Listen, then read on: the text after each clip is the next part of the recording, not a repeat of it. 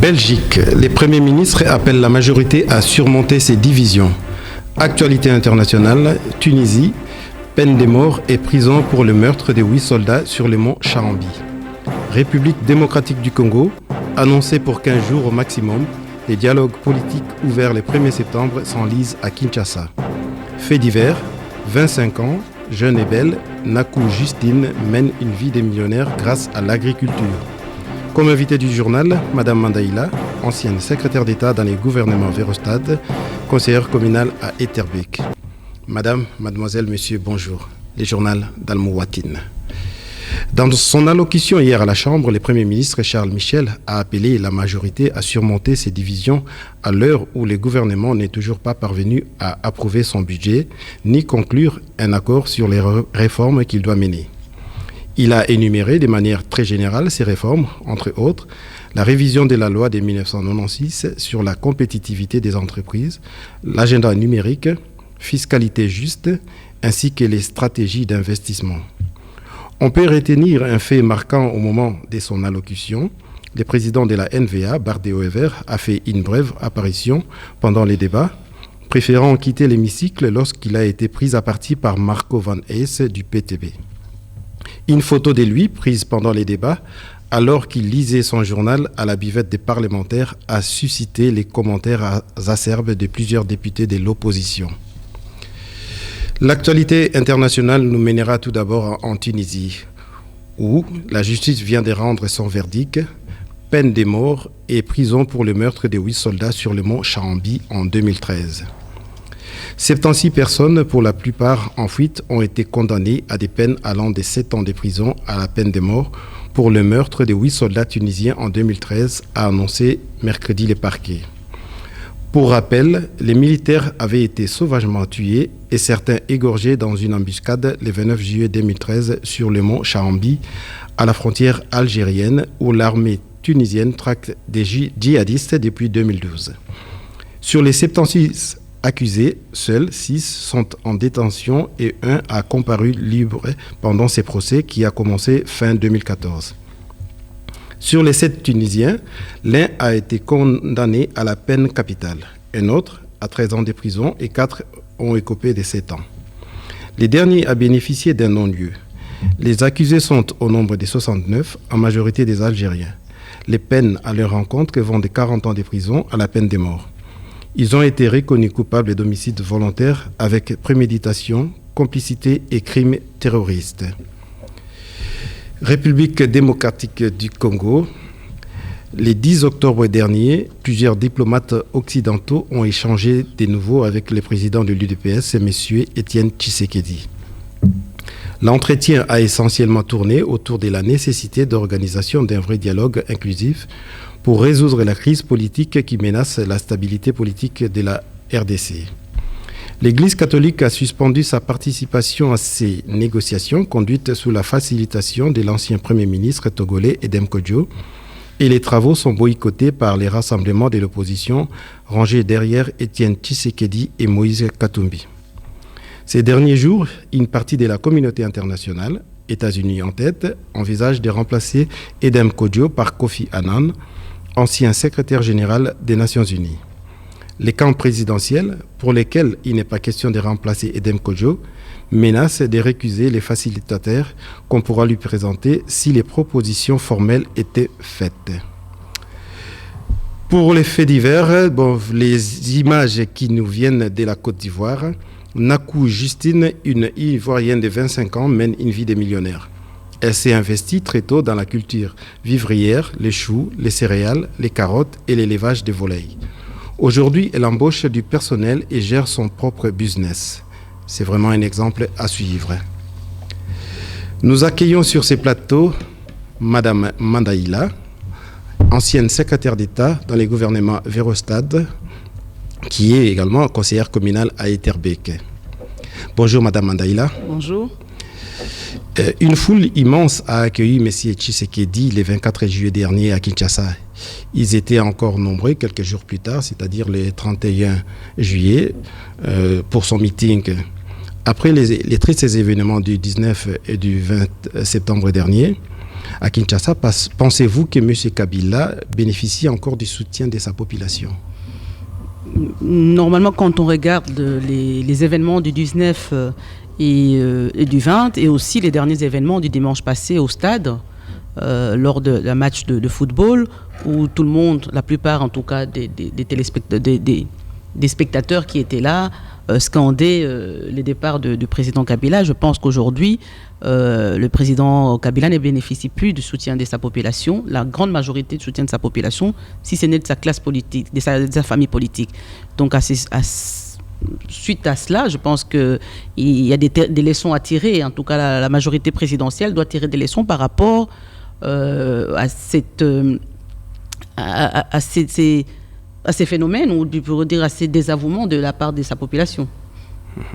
Les massacres des civils qui continuent à Béni, dans les Nord Kivu, malgré la présence de la MONUSCO, qui est la mission des Nations Unies au Congo, plus ou moins 18 000 hommes, ainsi que de l'armée congolaise. Comprenez-vous quelque chose dans tout ceci?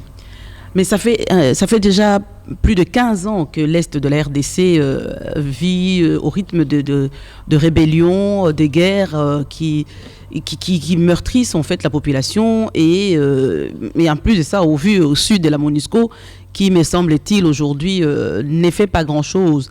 Bon, bien que on peut dire peut-être la présence de la MONUSCO devait dissuader en fait les protagonistes ou les rebelles, mais on observe que cela continue. Donc la question qui se pose aujourd'hui, c'est de savoir réellement ce que c'est la mission de la MONUSCO dans cette zone-là où chaque jour il y a des millions de morts. Alors on sait que la MONUSCO est fortement déployée à l'est de la RDC. Donc on se pose des questions, on est en droit de se poser des questions, et à cela je n'ai pas de réponse. La seule chose, ce serait peut-être éventuellement de renforcer encore, de donner une mission beaucoup plus engageante de la MONUSCO pour arriver à bouter dehors les rebelles et à réduire les massacres qui sévissent à l'est de la RDC. Donc, si je comprends bien, que devrait faire la communauté internationale pour permettre aux Congolais réellement de vivre en paix? Je pense que comme on l'a fait dans d'autres pays, on l'a fait dans le Balkan, ici en Europe, je pense qu'il faudrait renforcer les mandats des Nations Unies, qu'ils ne soient pas là. C'est vrai qu'on me dirait qu'ils ne sont plus là comme observateurs, ils agissent, mais ils agissent toujours en retard alors qu'ils sont là pour protéger. Donc je pense qu'il devait aujourd'hui, la communauté internationale, les Nations Unies devaient prendre ses responsabilités et donner un mandat beaucoup plus engageant à la MONUSCO pour qu'ils puissent réellement agir en amont et non pas en aval quand les choses ont déjà pris de l'ampleur que nous connaissons aujourd'hui. Voilà. Le deuxième mandat de M. Kabila prendra fin le 19 décembre prochain. D'abord, il y a eu les 5 chantiers et ensuite la révolution de la modernité. Pouvez-vous nous citer un élément positif que vous avez pu retenir de ces deux mandats? Mais déjà, un élément positif, je pense, dans la révolution de la modernité, c'est la construction en partie de routes. En fait, c'est un processus qui a commencé pour permettre de désengorger les entités qui sont enclavées. Donc, sur ça, je pense qu'on peut quand même reconnaître que ces gouvernements ont fait quelque chose, mais par rapport à l'infrastructure, ce n'est pas encore fini. D'aucuns me diront que, voilà, c'est pas partout, mais c'était un processus, ça a commencé. Normalement, ça devait se terminer à temps, mais malheureusement, voilà, c'est encore en chemin. Rien n'est accompli totalement. Mais je pense qu'on peut quand même reconnaître le fait qu'aujourd'hui, on s'est relié Kinshasa au Kasaï quand même en une journée. Donc Kinshasa, Bandundu dans les 6 heures, Bandundu, Kasaï dans les 6 heures aussi. Donc en 12 heures, on peut rallier cela. Et à l'est aussi, on peut rallier déjà Goma, Beni, Butembo. Mais bon, c'est encore que quelques entités par rapport à tout ce qui avait été annoncé dans les cadres de la révolution de la modernité. Mais bon, voilà, un fait positif qu'on peut reconnaître, au moins c'est cela. Voilà. Et il existe ici à Bruxelles un groupe de pression communément appelé les combattants. Il y en a certains qui s'appellent combattants intelligents, je pense. Et j'en ai reçu un aussi, il y a 3 semaines. J'aimerais savoir quels sont vos rapports avec ces groupes de pression. Mais en fait, je ne peux pas dire qu'on ait des rapports avec des groupes de pression, mais en tant que Congolaise d'origine, épris de l'amour de la RDC et de ce qui se passe sur place, je crois qu'il est important de pouvoir combiner les efforts de tout un chacun, que ce soit les combattants que je viens d'apprendre, intelligents, et les autres, des autres forces vives, que ce soit les collectifs des femmes congolaises pour la paix et la justice dans lesquels j'évolue, que ce soit Air des femmes, toutes ces associations-là ou toutes ces structures qui existent, on devrait tous travailler main dans la main pour arriver en fait à faire changer les choses, à faire respecter la Constitution en RDC, de ne pas aller en ordre dispersé. Mais je pense que si on se met autour de la table, on appelle le dialogue au Congo. Donc ici aussi, je pense qu'il faudrait qu'on se mette tous ensemble, avoir une ligne de conduite, avoir un objectif commun et oublier un peu les dissensions de chacun et de chacune pour pouvoir en fait regarder dans la même direction et arriver à parler d'une seule voix et à faire réellement la pression, le lobbying comme il faudrait. Et donc, je pense que par rapport à ça, moi, j'en ai aucun souci à travailler avec tant les combattants que les combattants intelligents ou toute structure qui existerait, qui abonde dans le sens d'avoir un état de droit en RDC. Oui. Êtes-vous pour ou contre la place Lumumba dans les quartiers de la Porte de Namur à Ixelles?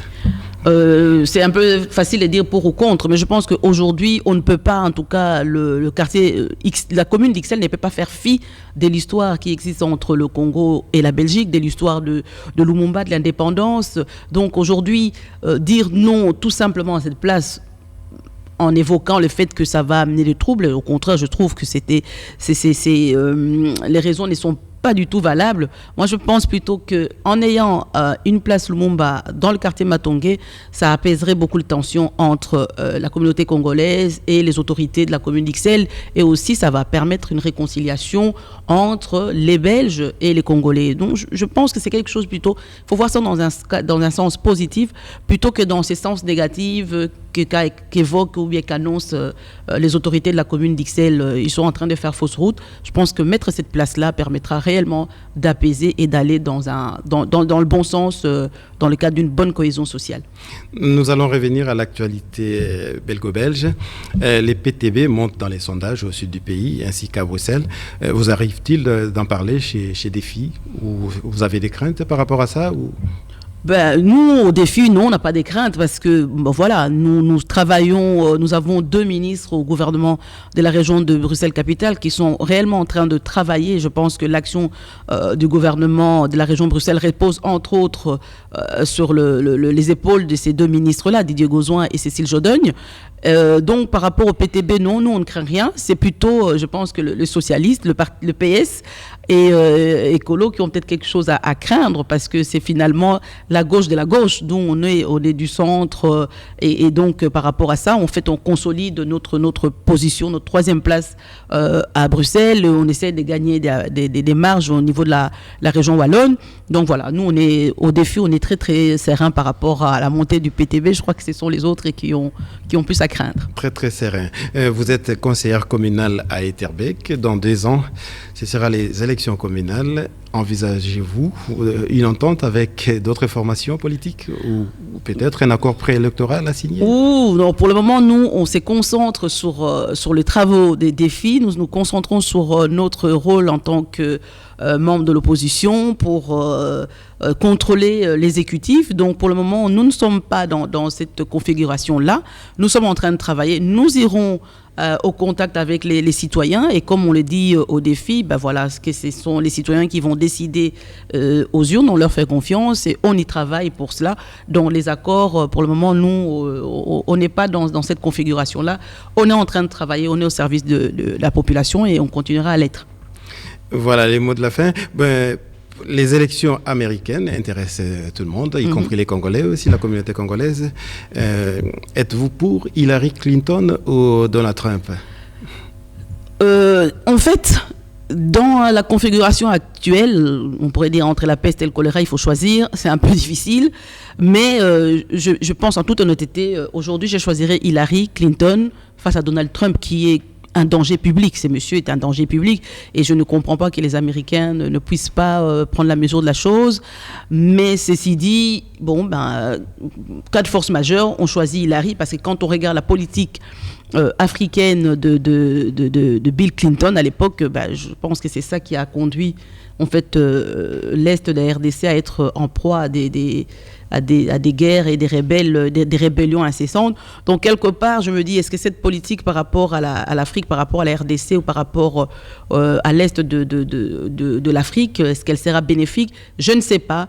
Mais entre Donald Trump et Hillary Clinton pour d'autres actions à travers le monde, parce qu'il ne faut pas seulement voir cette élection sur la lorgnière de la RDC et de l'Est de l'Afrique, mais je pense que pour d'autres actions, le choix est clair, c'est bien Hillary. En plus, c'est une femme, donc par rapport à ça aussi, si j'étais américain, j'opterais pour Hillary Clinton, parce que c'est une femme intelligente, c'est une femme qui a montré ses capacités, et puis donc voilà. Mais c'est vrai qu'il y a un petit bémol par rapport à la RDC, à la politique sur la RDC. Merci Madame Mandaïla d'avoir répondu à notre invitation. Merci à vous. Voici les prévisions météorologiques. Je vous remercie pour votre fidélité et je vous fixe rendez-vous la semaine prochaine. Au revoir.